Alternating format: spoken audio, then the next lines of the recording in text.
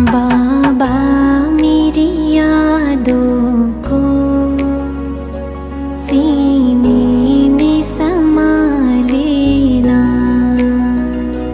बाबा मेरी यादों को सीने में समा लेना। बस तुझ में ही खो जाऊं, यूं गले से लगा लेना। बाबा मेरी यादों को सीने में समा लेना। बाबा मेरी यादों को सीने में समा लेना।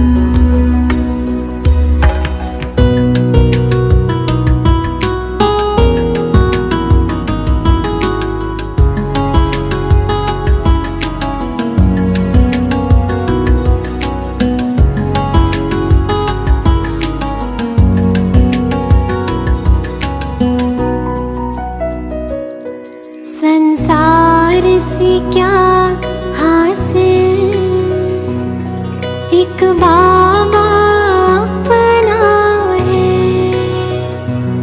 संसार से क्या हासिल, एक बाबा अपना है। तेरा बन के ही रहना मेरे दिल का ये सपना है। जीवन के पग पग में मेरे संग तो सदा चलना। बाबा मेरी यादों को सीने में समा लेना। बाबा मेरी यादों को सीने में समा लेना।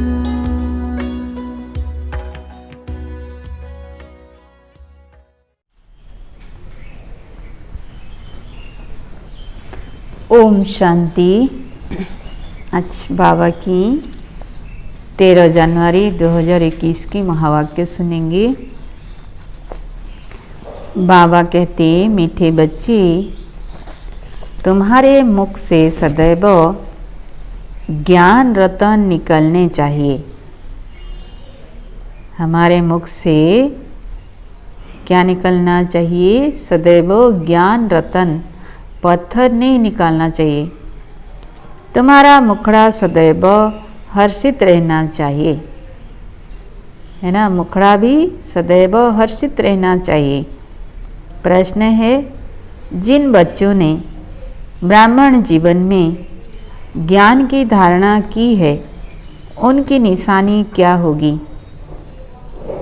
जिन बच्चों ने ब्राह्मण जीवन में ज्ञान की धारणा की है, उनकी निशानी क्या होगी? उत्तर बाबा कहती, पहला पॉइंट, उनकी चलन देवताओं मिसल होगी, उनमें दैवी गुणों की धारणा होगी। दूसरा पॉइंट, उन्हें ज्ञान का विचार सागर मंथन करने का अभ्यास होगा। वे कभी आसुरी बातों का अर्थात किचड़े का मंथन नहीं करेंगे। तीसरा पॉइंट, उनके जीवन से गाली देना और ग्लानि करना बंद हो जाता है ना। जिन बच्चों की ब्राह्मण जीवन में ज्ञान की धारणा की है, ये सब निशानी होगी, उनके जीवन में किसी को गाली देना और ग्लानि करना ये सब बंद हो जाता है। चौथा पॉइंट, उनका मुखड़ा सदा हर्षित रहता है। तो ये सब निशानी आज बाबा ने सुनाया। ओम शांति। बाप बैठ समझाते हैं ज्ञान और भक्ति के ऊपर। आज बाबा ज्ञान और भक्ति के ऊपर समझा रहे हैं।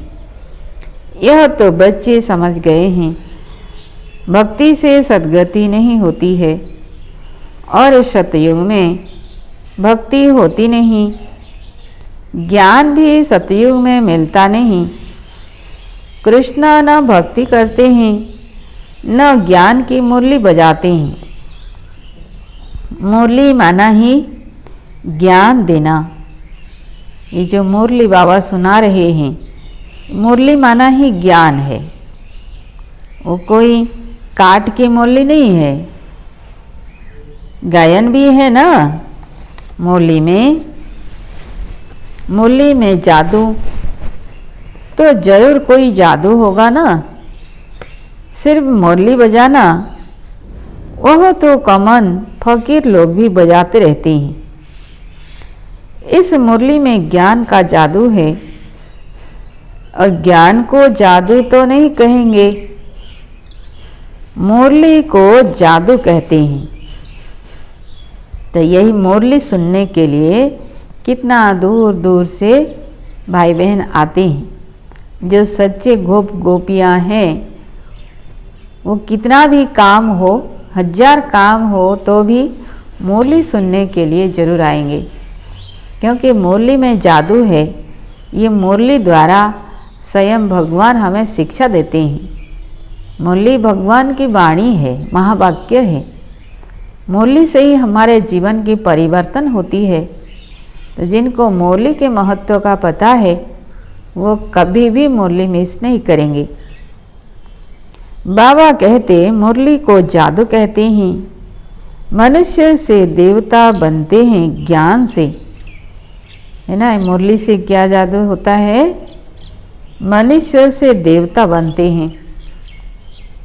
इस मुरली में ज्ञान का जादू है और ज्ञान को जादू तो नहीं कहेंगे, मुरली को जादू कहते हैं। जब सतयुग है तो इस ज्ञान का वर्षा है, वहाँ भक्ति होती नहीं। भक्ति होती है द्वापर से, जबकि देवताओं से मनुष्य बन जाते हैं। मनुष्यों को विकारी, देवताओं को निर्विकारी कहा जाता है। देवताओं की सृष्टि को पवित्र दुनिया कहा जाता है। अभी तुम देवता बन रहे हो। ज्ञान किसको कहा जाता है? एक तो स्वयं की व बाप की पहचान, है ना। ज्ञान किसको कहा जाता है ये भी बाबा बता रहे हैं। एक तो स्वयं की पहचान कि मैं कौन हूँ, कहाँ से आई हूँ, कहाँ जाना है। दूसरा बाप की पहचान, अर्थात परमात्मा कौन है, भगवान कौन है। और तीसरी बात है सृष्टि के आदि मध्य अंत की नॉलेज को ज्ञान कहा जाता है। ज्ञान से होती है सद्गति, फिर भक्ति शुरू होती है तो उतरती कला कहा जाता है, क्योंकि भक्ति को रात, ज्ञान को दिन कहा जाता है। यह तो कोई की भी बुद्धि में बैठ सकता है, परंतु दैवी गुण धारण नहीं करते हैं। दैवी गुण हो तो समझा जाए ज्ञान की धारणा है। बाबा कहते हमारे में ज्ञान की धारणा हो रही है, कैसे पता चलेगा? दैवी गुण की धारणा हो। ज्ञान की धारणा वालों की चलन देवता मिसल होती है। जो ज्ञान की धारणा करते हैं उनकी चलन भी कैसा होगा? देवताओं जैसा। कम धारणा वाले की चलन मिक्स रहती है, धारणा नहीं तो गया वह बच्चे ही नहीं। मनुष्य बाप की कितनी ग्लानि करते हैं। ब्राह्मण कुल में आते हैं तो गाली देना, ग्लानि करना बंद हो जाता है। तुमको ज्ञान मिलता है, उस पर अपना विचार सागर मंथन करने से अमृत मिलेगा। विचार सागर मंथन ही नहीं करते तो बाकी क्या मंथन होगा। विचार सागर मंथन नहीं करते, ज्ञान मंथन नहीं करते तो बाकी आसुरी विचार मन में चलेंगे, उनसे किचड़ा ही निकलेगा। अभी तुम ईश्वरीय स्टूडेंट हो, जानते हो मनुष्यों से देवता बनने की पढ़ाई पढ़ रहे हैं। देवताएं यह पढ़ाई नहीं पढ़ाएंगे। देवताओं को कभी ज्ञान का सागर नहीं कहा जाता है। ज्ञान का सागर तो एक को ही कहा जाता है। दैवी गुण भी ज्ञान से धारणा होती है। यह ज्ञान जो तुम बच्चों को अभी मिलता है, यह सतयुग में नहीं होता। इन देवताओं में दैवी गुण है। तुम महिमा भी करते हो, सर्वगुण संपन्न, 16 कला संपूर्ण। तो अभी तुमको ऐसा बनना है। अपने से पूछना चाहिए, हमारे में सब दैवी गुण है या कोई आसुरी अवगुण है। अगर आसुरी अवगुण है तो उनको निकाल देना चाहिए, तब ही देवता कहेंगे, नहीं तो कम दर्जा पा लेंगे। अभी तुम बच्चे दैवी गुण धारण करते हो, बहुत अच्छी अच्छी बातें सुनाते हो। इनको ही कहा जाता है पुरुषोत्तम संगम युग। जबकि तुम पुरुषोत्तम बन रहे हो तो वातावरण भी बहुत अच्छा होना चाहिए। मुख से कोई भी छी बात न निकले, नहीं तो कहा जाएगा यह कम दर्जे का है। क्या कहते बाबा, मुख से अगर हम छी बोल हमारे मुख से निकलता है तो कम दर्जे का है। तो ये पता चल जाता है, बोल चाल और वातावरण से झट पता पड़ जाता है। तुम्हारा मुखड़ा सदैव हर्षित होना चाहिए। हमारा मुखड़ा कैसा होना चाहिए? सदैव हर्षित होना चाहिए, क्योंकि हमको स्वयं भगवान मिला है। नहीं तो उनमें ज्ञान नहीं कहा जाएगा। मुख से सदैव रतन निकले। यह लक्ष्मी नारायण देखो कितने हर्षित मुख हैं। इन्हों की आत्मा ने ज्ञान रतन धारण किए थे। मुख से सदैव ज्ञान रतन निकलते हैं। रतन ही सुनते सुनाते कितनी खुशी रहती है। ज्ञान रतन जो अभी तुम लेते हो, फिर ये सभी हीरे जवाहरत बन जाते हैं। क्या कहते बाबा? अभी हम जो ये ज्ञान रतन ले रहे हैं, ज्ञान सागर शिव बाबा से, फिर ये सभी हीरे जवाहरत बन जाते हैं सतयुग में। 9 रत्नों की माला कोई हीरों जवाहरतों की नहीं है, इन ज्ञान रत्नों की माला है। मनुष्य लोग फिर वह रतन समझ अंगूठियां आदि पहन लेते हैं। इस ज्ञान रत्नों की माला पुरुषोत्तम संगम युग पर पड़ती है।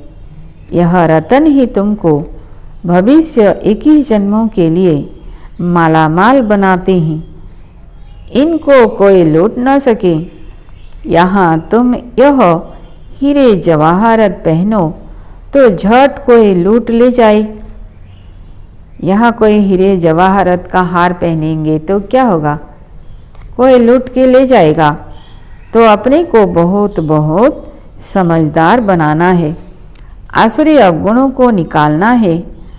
आसुरी अवगुणों से शकल ही ऐसे हो जाती है। क्रोध में लाल लाल तंबे जैसे शकल हो जाती है। काम विकार वाले तो काले बन जाते हैं। तो बच्चों को हर बात में विचार सागर मंथन करना चाहिए। बाबा कह रहे हैं, बाबा तो ज्ञान देते हैं, तो हम बच्चों को हर बात में विचार सागर मंथन करना चाहिए। यह पढ़ाई है ही बहुत धन पाने की। वह पढ़ाई कोई रतन थोड़े ही है। लौकिक पढ़ाई जो पढ़ते हैं स्कूल कॉलेज में, उसको थोड़े रतन कहते हैं, ज्ञान रतन। लेकिन यहाँ जो बाबा हमको पढ़ाते हैं ये ज्ञान रतन है, अमूल्य रतन।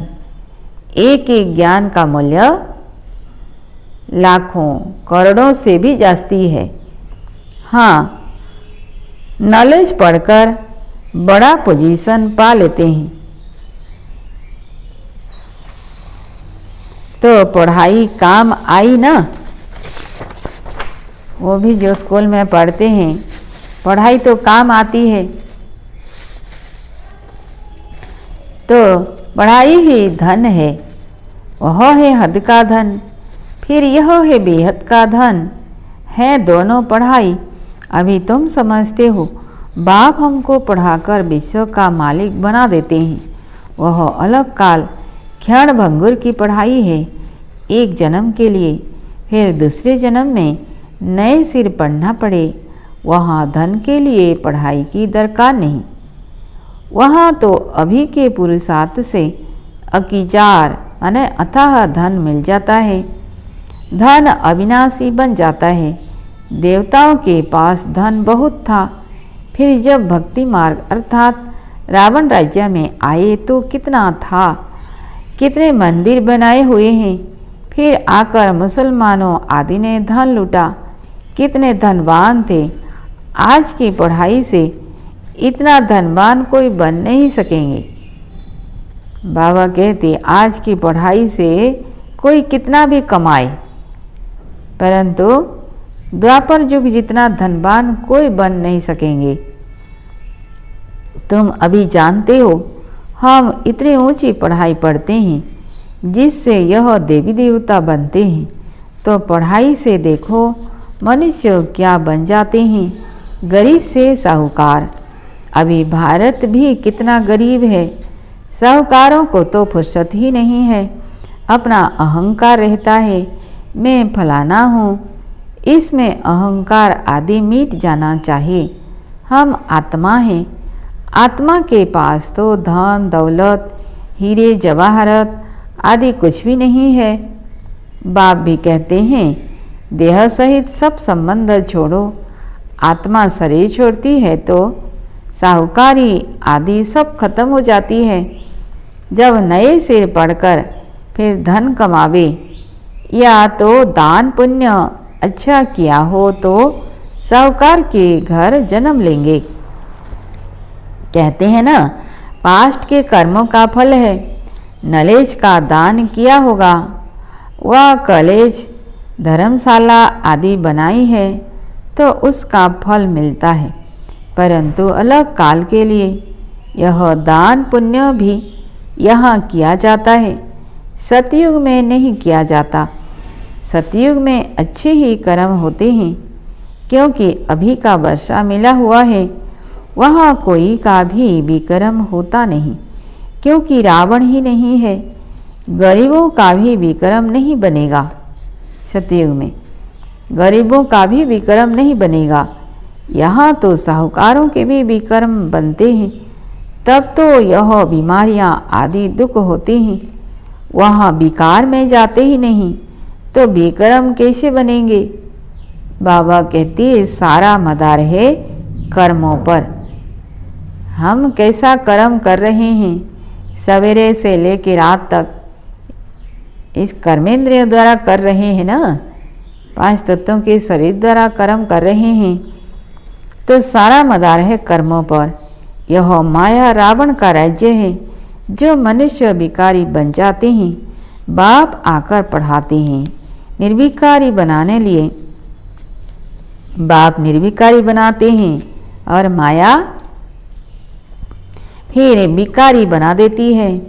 राम वंशी और रावण वंशी की युद्ध चलती है।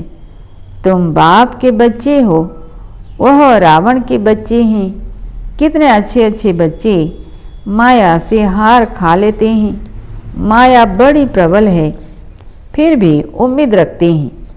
अधम से अधम बिल्कुल पतित का भी उद्धार करना होता है ना। बाप को तो सारे विश्व का उद्धार करना होता है। बहुत गिरते हैं, एकदम चट खाते में अधम से अधम बन जाते हैं।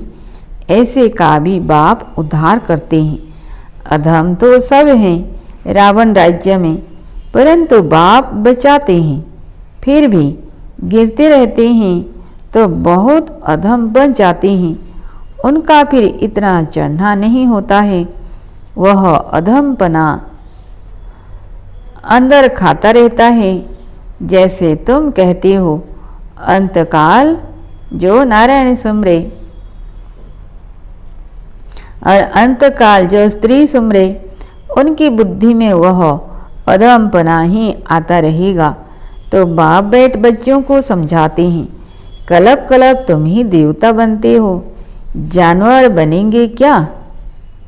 बाबा पूछ रहे हैं, जानवर बनेंगे क्या? जानवर बनने की किसी को इच्छा है? नहीं है ना। फिर बाबा कहते मनुष्य ही बनते हैं और समझते हैं। इन लक्ष्मी नारायण को भी नाक कान आदि हैं, हमारे जैसा सब कुछ है ना, तो वह भी मनुष्य हैं, परंतु दैवी गुणों वाले, इसलिए इनको देवता कहा जाता है। यह ऐसा सुंदर देवता कैसे बनते हैं, फिर कैसे गिरते हैं, इस चक्र का तुमको मालूम पड़ गया है। जो विचार सागर मंथन करते होंगे उनको धारणा भी अच्छी होगी। विचार सागर मंथन ही नहीं करते तो क्या कहेंगे बाबा? बुद्धू बन पड़ते। मुरली चलाने वाले का विचार सागर मंथन चलता रहेगा। इस टॉपिक पर यह समझाना है। ऑटोमेटिकली विचार सागर मंथन चलता है। फलाने आने वाले हैं, उनको भी उल्लास से समझाएंगे। हो सकता है कुछ समझ जाएं, भाग्य पर है। कोई झट निश्चय करेंगे, कोई नहीं करेंगे, उम्मीद रखी जाती है। अभी नहीं तो आगे चलकर समझेंगे जरूर। उम्मीद रखनी चाहिए ना। उम्मीद रखना माना सर्विस का शौक है, थकना नहीं है। भल कोई पढ़कर फिर अधम बना है, आता है तो जरूर उनको विजिटिंग रूम में बिठाएंगे। वह कहेंगे चले जाओ, ऐसा तो नहीं कहेंगे ना। जरूर पूछेंगे इतने दिन क्यों नहीं आए? कहेंगे माया से हार खा ली। ऐसे ढेर आते हैं बाबा के पास। समझते हैं ज्ञान बहुत अच्छा था, परंतु माया ने हरा दिया। स्मृति तो रहती है ना, भक्ति में तो हारने और जीतने की बात ही नहीं रहती। यह नॉलेज धारण करने की है। अभी तुम बाप द्वारा सच्ची गीता सुनते हो, जिससे देवता बन जाते। बिगैर ब्राह्मण बने देवता बन नहीं सकते। क्रिश्चियन, पारसी, मुसलमानों में ब्राह्मण होते ही नहीं। यह सब बातें अभी तुम समझते हो। दूसरे धर्म में तो ब्राह्मण होते नहीं, क्रिश्चियन धर्म में, मुस्लिम धर्म में कि बौद्ध धर्म में। तुम जानते हो अलग को याद करना है। अलग को याद करने से ही बात सही मिलती है। जब भी तुमको कोई मिले बोलो अलग, अल्लाह को याद करो। अलग को ही ऊंच कहा जाता है। अंगुली से अलग का इशारा करते हैं ना। अलग को एक भी कहा जाता है। एक ही भगवान है, बाकी तो सब उनके बच्चे हैं। बाप तो सदैव अलग ही रहते हैं, बादशाही करते नहीं, ज्ञान भी देते हैं, अपना बच्चा भी बनाते हैं। तो बच्चों को कितनी खुशी में रहना चाहिए। बाबा हमारी कितनी सेवा करते हैं, हमको विश्व का मालिक बनाते हैं, फिर खुद उस नई पवित्र दुनिया में आते ही नहीं। पावन दुनिया में उनको कोई बुलाते ही नहीं, पतित ही बुलाते हैं। पावन दुनिया में क्या आकर करेंगे? उनका नाम ही है पतित पावन। तो पुरानी दुनिया को नया बनाने की उनकी ड्यूटी है। बाप का नाम है शिव और शालिग्राम बच्चों को कहा जाता है। उनकी पूजा होती है। शिव बाबा कह सब याद करते हैं। दूसरा, ब्रह्मा को भी बाबा कहते हैं। प्रजापिता ब्रह्मा कहते तो बहुत हैं, परंतु उनको यथार्थ रीति जानते नहीं हैं। ब्रह्मा किसका बच्चा है? तुम कहेंगे परमपिता परमात्मा। शिव ने उनको एडॉप्ट किया है। यह तो शरीरधारी है ना। ईश्वर की औलाद सब आत्माएं हैं। सब आत्माओं को अपना अपना शरीर है, अपना अपना पार्ट मिला है जो बजाना ही है। यह परंपरा से चला आता है। अनादि अर्थात उनका आदि मध्य अंत नहीं। मनुष्य सुनते हैं एंड होती है तो फिर सोचते हैं कि फिर बनेंगे कैसे। बाप समझाते हैं यह अनादि है। कब बने हैं यह पूछने का नहीं रहता है। प्रलय होती ही नहीं। यह भी गपोड़ा लगा दिया है कि सारी दुनिया की महाप्रलय हो जाती है। ये भी शास्त्रों में गपोड़ा लगा दिया है। प्रलय तो होती नहीं, थोड़े मनुष्य हो जाते हैं, इसलिए कहा जाता है जैसे प्रलय होगी। बाबा में जो ज्ञान है वह अभी ही इमर्ज होता है। इनके लिए ही कहते हैं सारा सागर से ही बनाओ, सारा जंगल को कलम बनाओ, सारा धरती को कागज बनाओ, तो भी पूरा नहीं होगा। शिव बाबा की महिमा इतना अनंत है, अपरम अपार है। अच्छा, मीठे मीठे से खिलते बच्चों प्रति माता पिता बाप दादा का याद प्यार और गुड मॉर्निंग। रूहानी बाप की रूहानी बच्चों को नमस्ते। हम रूहानी बच्चों की रूहानी बाप दादा को याद प्यार गुड मॉर्निंग और नमस्ते नमस्ते।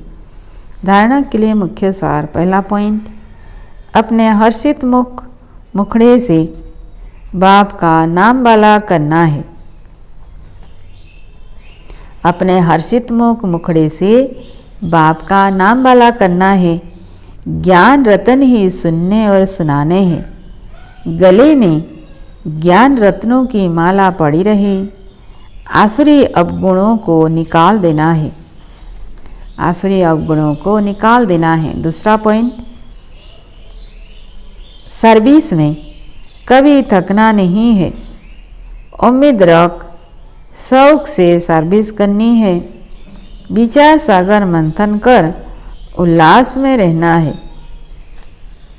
वरदान है, स्नेह के रिटर्न में समानता का अनुभव करने वाले सर्वशक्ति संपन्न भव। स्नेह के रिटर्न में समानता का अनुभव करने वाले सर्वशक्ति संपन्न भव।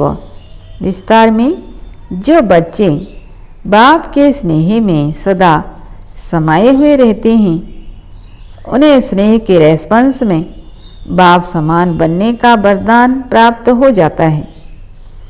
जो सदा स्नेह युक्त और योग युक्त हैं वह सर्वशक्तियों से संपन्न स्वतः बन जाते हैं। सर्वशक्तियाँ सदा साथ है तो विजय हुई पड़ी है। जिन्हें स्मृति रहती कि सर्वशक्तिमान बाप हमारा साथी है, वह कभी किसी भी बात से विचलित नहीं हो सकते। तो ये याद रखना, सदा स्मृति में रखना कि सर्वशक्तिमान बाप हमारा साथी है, तो कभी भी कितना बड़ा भी बात हो जाए उसमें विचलित नहीं हो सकते।